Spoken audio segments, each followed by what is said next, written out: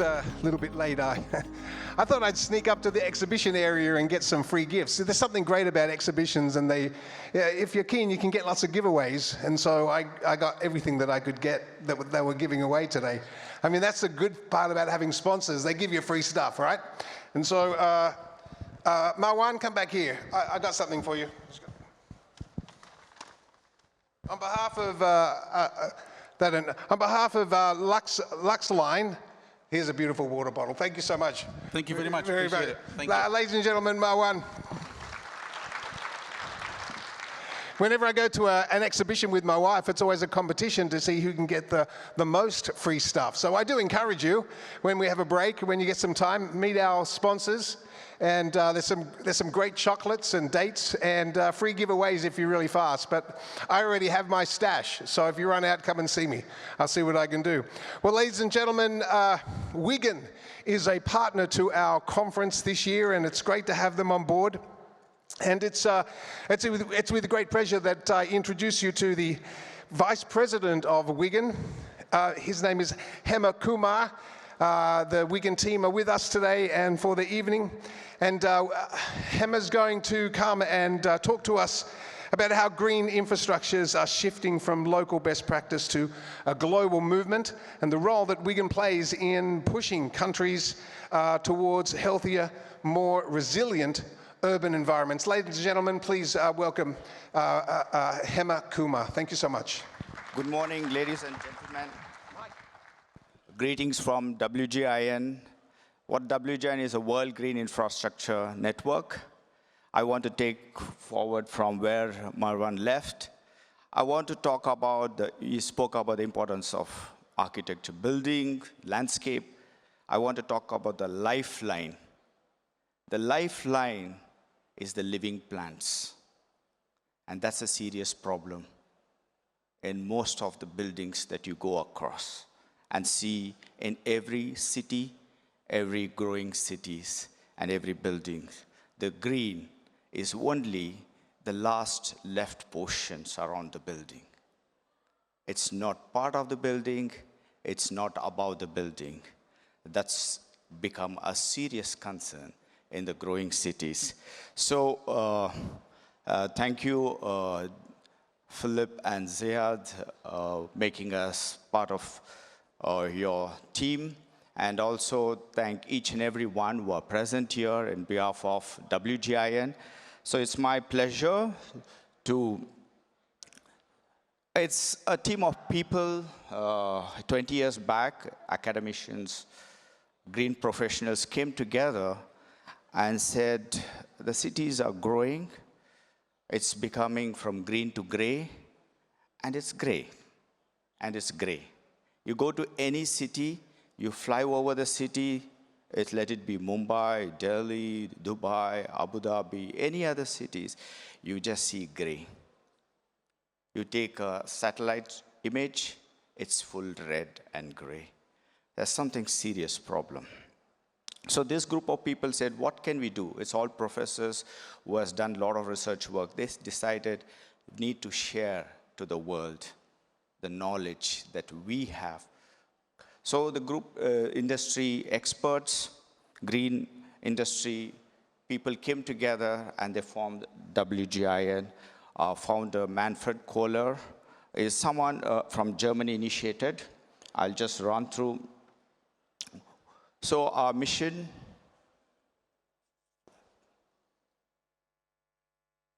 optimal use of green infrastructure in urban built environment for the health and the well-being of people and the planet.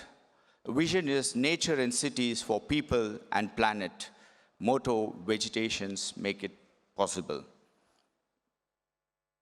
Well, the core objectives are establish WGIN as the global advocate for adoption of green infrastructure technology and policy in the urban environment, educate members, the general public, the decision makers, and other stakeholders about the multifunctionality and the sustainability of green infrastructure, empower national and local advocacy for green infrastructure through organizational collaboration and outreach, support and promote innovation and development of green infrastructure technologies, organize the World Green Congresses across the globe, promote climate-resilient cities through the positive effects of green infrastructure for people and planet.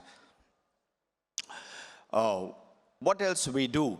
The motivation for promoting high-rise and rooftop greenery, policies, adoption, and guidelines for implementation of green infrastructure technologies.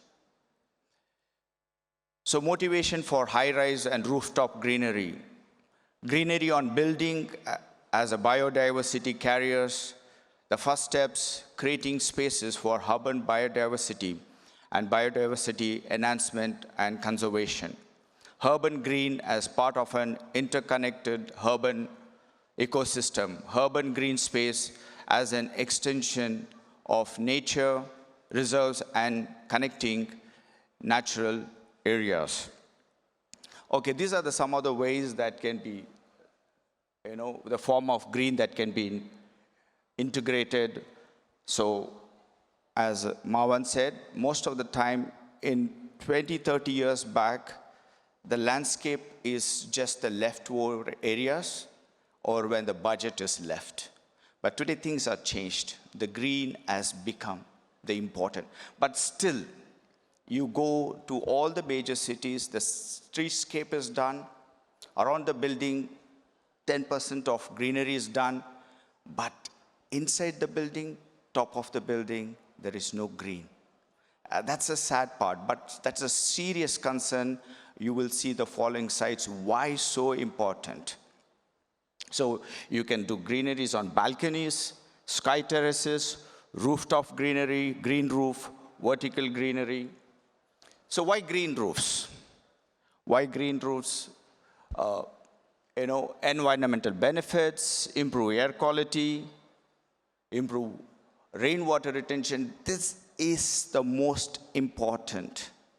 This is, you see some of the slides which I'll come later, it's become a biggest problem in the growing cities. Yes, there is economical benefits, Increase property value. I don't know how many of you heard of Island Project Manhattan? Highland Project Manhattan. Anybody visited? Wow. I mean, that's something, a very interesting project. Here is a stretch of a railway line. They just want to make it concrete jungle with modern structures. But two landscape architects came together and decided, hey, we need to do something for public spaces and bring greenery into it. And the public joined with them. And finally, when the project was completed, today is a landmark project. Around that entire railway lane, you see museums, the best of hospitalities projects, the best industry offices. It could make a huge difference. So the green and the public spaces make a huge impact. And that's what need from the planners, the architects, when they design, give importance to the green.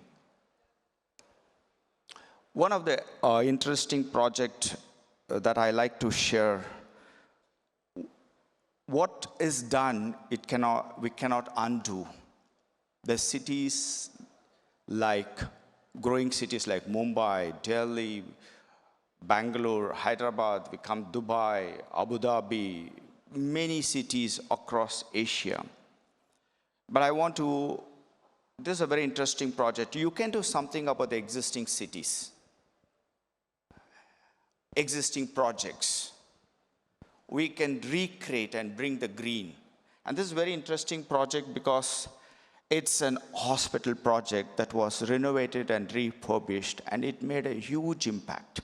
If the hospital project can be done, I think so we can do any other projects. That's why I took this as an example. So the visualization is, what will patients see, feel, smell when they enter the hospital 5 years from now? It's all with living plants. This is a project. In fact, I didn't have time to put the slides, how the project looked before. And the planners also went to the public and, they said, what you think about. So one of the quote came is, a garden at every level. So often, the hospital in Singapore is concrete monster. It is like a factory where defect products go back for repair. A garden for patients to walk and rest and read and enjoy the days while in a hospital is good. These gardens are in our area should be located near wards where you expect the patients to be more mobile. They took it very seriously. This is the hospital. They refurbished, renovated this right in the entrance. Sorry, this is not a resort. It's an hospital. You can see the garden courtyard. Balconies. Basement garden with beautiful waterfall, koi pond. Level 1 garden, open spaces for people. And the most interesting I went and saw in this project is the roof became a forming. Our patients can go, they don't feel they are away from the nature. They can feel, they can pluck, they can eat. Very interesting. So if the hospital can't think out of the box, it's time that we as an architects, landscape architects, planners, can think of every concrete structures in the city, how we can bring back the living green. It's important, it's time. Community involvement, same hospital project. So I want to take an example of Singapore,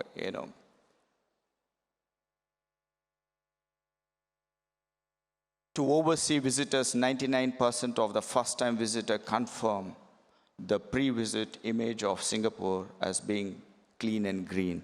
I think so this should be a testimony of each and every cities over the years. That's why I took an example. And I want to talk about two cities.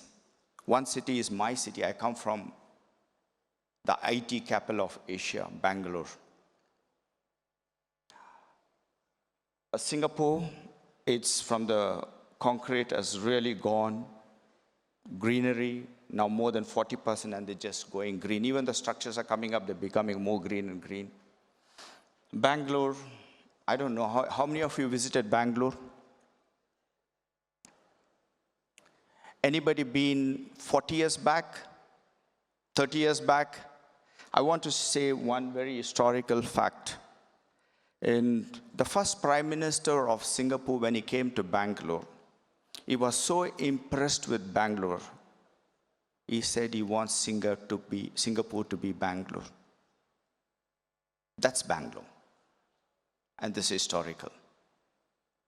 And 25 years later, a chief minister of Bangalore went to Singapore. He said he wants Bangalore to be a Singapore. But the fact of the matter is, Bangalore has become a concrete jungle. 80 to 90% of green is removed, and it's just growing. It's the fastest growing city in the world. It's just concrete, concrete, and concrete. So I just took a project which right under my nose. Okay, that's one of the tower I stay. Right below me, there are two IT parks. I don't want to name the parks. Anybody can guess how many people work in these two IT parks? 200,000 people. It's 200,000 professionals in this just two IT park right under my nose. The green, there's only the entire place 20 years back, 30 years back, it was lakes and fields and open area.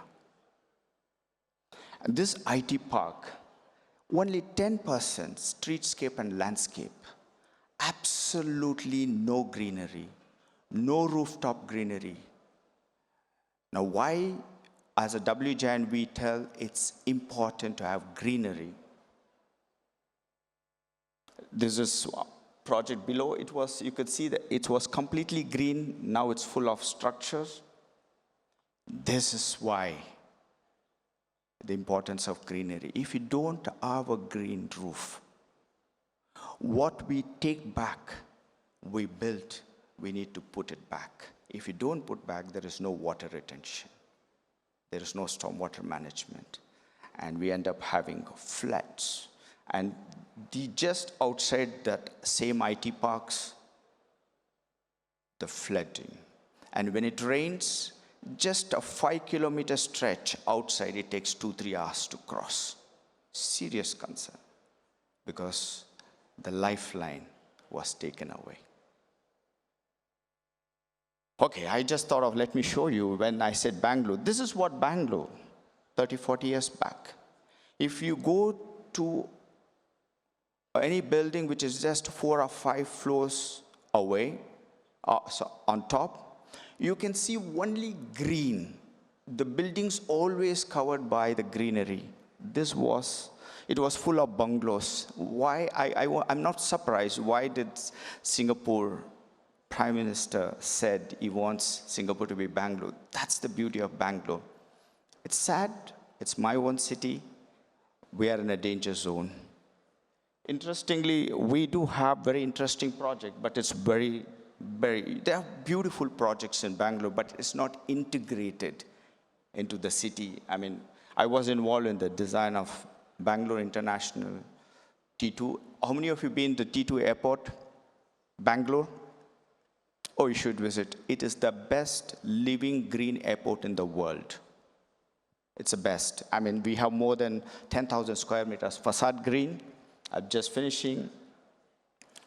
Bells and Wales full of greens. So, for once, where field and forest, we build our cities and it's gone forever. We poured concrete everywhere. And the more we build, the more the nature got affected. We build more, we build more, we build more. Going forward, greening approach, moving upwards through rooftop and vertical greening, ensure optimal land use with green infrastructure improves the environment for quality living. Some of the examples, how in Singapore, whatever the development they did, every rooftop was greened. Public spaces, the buildings are green. So this is our thing. What else we can do? Someday, most of the buildings in Dubai, Abu Dhabi, Middle Eastern cities will be designed for greenery and sustainable green building, which will be the spaces for healthy living, for biodiversity, and low carbon footprint. So my interest and your interest is in the future, because you and I, along with our future generation, going to spend the rest of our mortal life on this earth. So make green as much as you can, save green as much as you can, give green as much as you can. This is the message. And that's our founder, Manfred Kohler. And I like to invite each and every one, our World Congress 2026 in Barcelona. We're going to have 1,500 plus people across the globe, the research, the green experts coming and sharing the knowledge, and we love to see all of you. Thank you very much. Oh, thank you so much. Well, very good. Thanks, Hemi. It's nice to have WGIN supporting our event, and we appreciate their efforts and their encouragement. And I'm sure you'll enjoy hearing David from WGIN as well later in this panel.